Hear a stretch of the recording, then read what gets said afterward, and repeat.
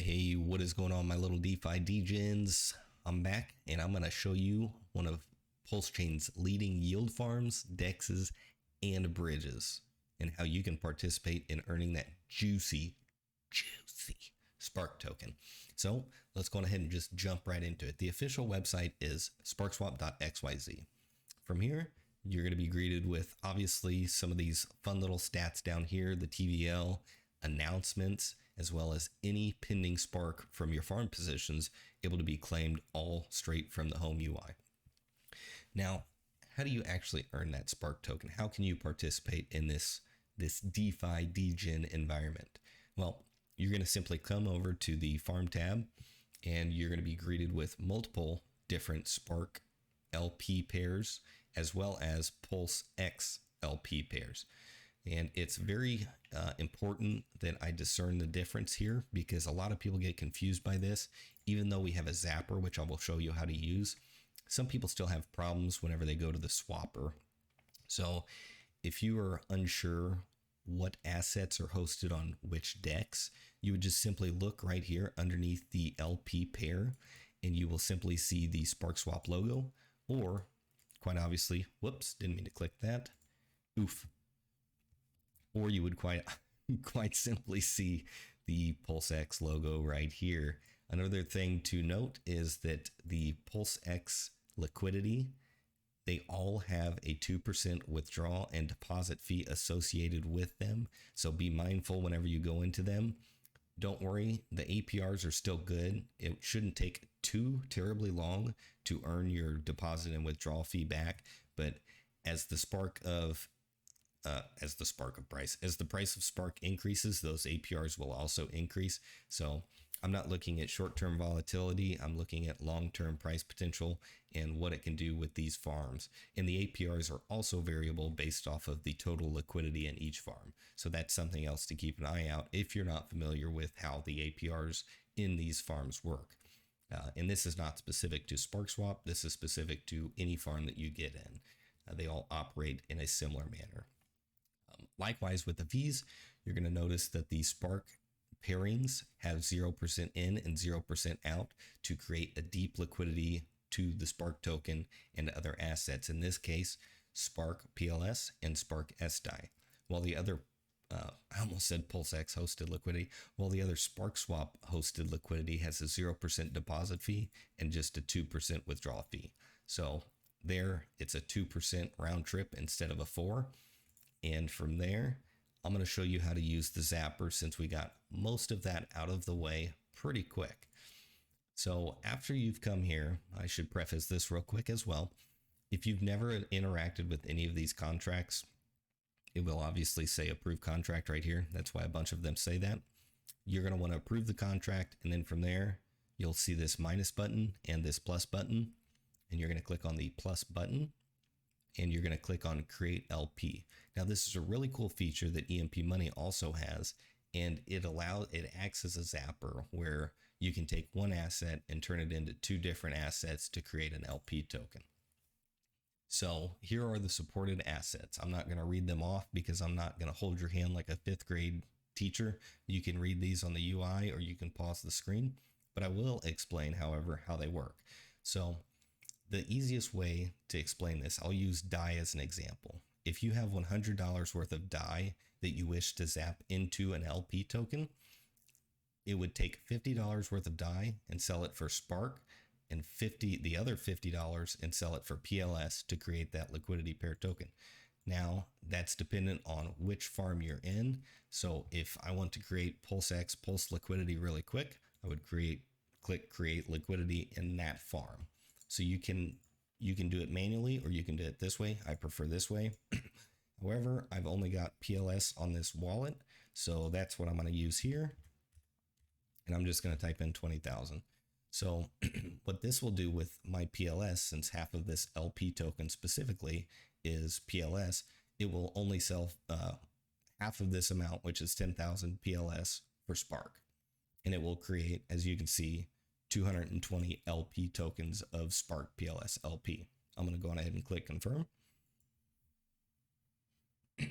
And of course, you'll get a MetaMask prompt, or if you're using Rabby, you'll get a prompt for that as well.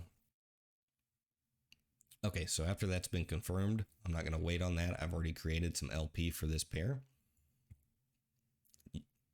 Once you have the LP, you would just simply come back here and you would click on the plus sign, and then you will see your created LPs here. And then you would just, I always click on max, but you can type in whatever amount you want. I don't see a reason why you wouldn't click on max personally, but that's just me.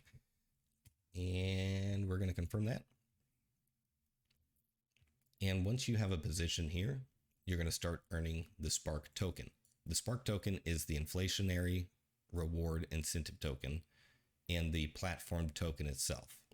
So it has a lot of utility and value, and there's hints that there's going to be governance in the future, as well as moving away from that inflationary model and actually move to a deflationary model. So I'm not selling any Spark, and I've got a couple really neat strategies that I'm going to dive into in a different video, how you can get away with not selling a single Spark and maximize your yield while earning real yield.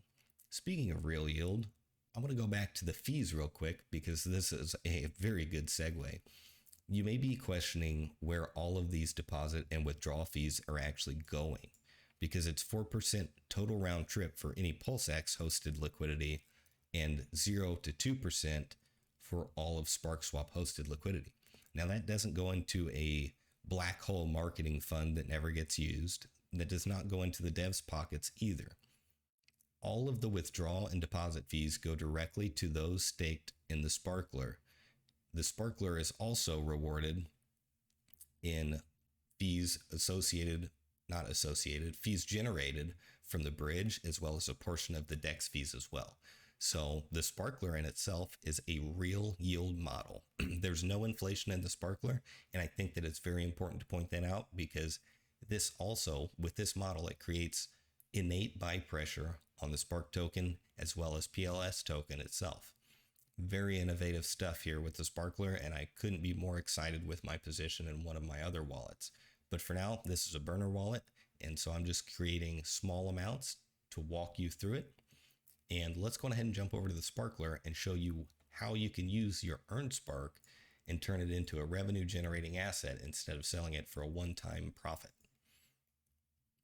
This is beginner baby steps. So as you can see here, I've got 48 Spark staked already. Now, well, first let's treat it like the farms, how I did the farms. We're going to click on details, and as you can see, there's 0% deposit and 0% withdrawal fee. Now, with that out of the way, let's go back to staking. So if you've not interacted with this contract again, yes, you will have to click approve. You will accept the spending limit that pops up. And then from there, it'll say stake, just like on my UI. Here, you're going to see any Spark that's in your wallet or any Spark that you want to buy or have earned or anything. And I always do the maximum amount that I can. Generally, I like to wait until I've earned 200 to 300 Spark before creating a new stake. However, in this wallet, I've only got 19, so that's what I'll use. And then you can denominate the amount of days that you lock that Spark up in this contract. There's no emergency unstake. So the amount of days that you input here, which could be something like 69 days or 420 days, blaze it. I had to do it for the memes, of course. That Spark is locked in there, and there's nothing you can do about it. You can stake it for as little as 1 day, all the way up to 3,650 days, which is, yes, 10 years. Very long time. However, the way that I look at that 10-year stake, which is the maximum length time, the way I'm looking at it is I'm writing off the current price of Spark, and I'm looking at earning all of the revenue for the next 10 years that's going to be coming through Sparkswap. Now, I think, again, me personally, I'm a little biased here as well. I think the Spark platform is going to do extremely well, not only in this upcoming bull run that we may see, but also far into the future. So I have no problem staking this out.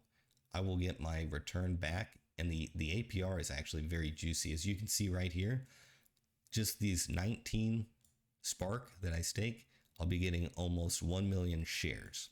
Now, shares are the equivalent of your ownership within the Sparkler contract, and the longer you stake, the higher the share bonus that you get. And again, this APR is variable as well, and it's dependent on how much volume the DEX does, the bridge fees, and the in and out fees.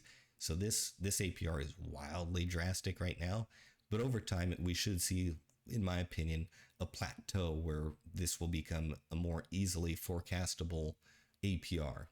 So it will take no time to ROI. You can do the math. I'm not going to sit here and do the math real quick, but it will take roughly no time to earn your your initial position back. My other account's already ROI'd multiple times over. I think it's sitting at current ROI times about 120 days or something silly. Like I said, I'm not going to sit here and do the math. That's not the point of this video. However, the lower that you stake, obviously, you get a less share bonus. So you're incentivized to lock your Spark up for the maximum amount of time. And that also reduces circulating supply. So really bullish. I love what they've come up with here in the Sparkler. And the revenue that you're earning, like I said, it's all real yield. There's no inflation, and it's truly innovative. And a part of one of the strategies that I'm going to be releasing in a different video has a lot to play with the Sparkler and the farms, and how you can use the farms to feed your Sparkler. That way you can earn more passive real yield. That's going to be the key to winning DeFi in the next bull run, in my opinion, as well as where DeFi needs to move to in the future, instead of just using this first in, first out Ponzinomics style of what DeFi is currently. It's worked so far, I guess, for plenty of protocols, but I think a lot of people in DeFi can agree that's where things need to move. So that's just my 2 cents. And that's pretty much, I think I'm going to wrap the video up here. That's kind of all that I wanted to cover. If you guys are curious about how the bridge works, I've already got a video out on that. It's a pretty good breakdown. And if you have any other questions, just let me know in the comments. And I just saw something that I should point out, actually, on the exchange page real quick. So Sparkswap is actually a front end for PulseX as well. So whenever you go to app.pulsex.com, you can either go to an IPFS link or download the application on your computer. If you don't want to mess with any of that, you can simply come to Sparkswap.xyz and then go to exchange. And just like the farms, you can identify how to swap PulseX hosted liquidity by clicking on the swap tab that has the PulseX logo next to it. Same with creating liquidity for any PulseX pair. You can manually do that here, and you can swap any assets that are hosted on PulseX through Sparkswap. It acts like a front end. So very bullish for the future of just adoption on the website and getting more eyes on the website and trying to get more people in and kind of getting them accustomed to our ecosystem. I think that that's really big for adoption, not just for us, but all of Pulse Chain in general. So, and yes, obviously, so we've covered that.